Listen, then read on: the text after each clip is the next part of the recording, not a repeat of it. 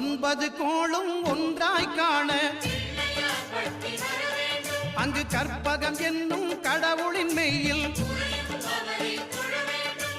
ஒன்பது கோளும் ஒன்றாய் காண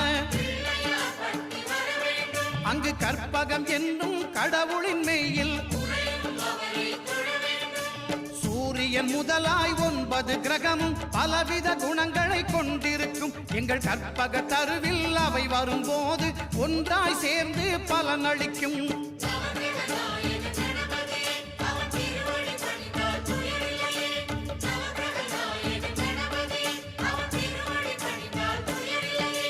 ஒன்பது கோளும் ஒன்றாய் காண அங்கு கற்பகம் என்னும் கடவுளின் மெய்யில்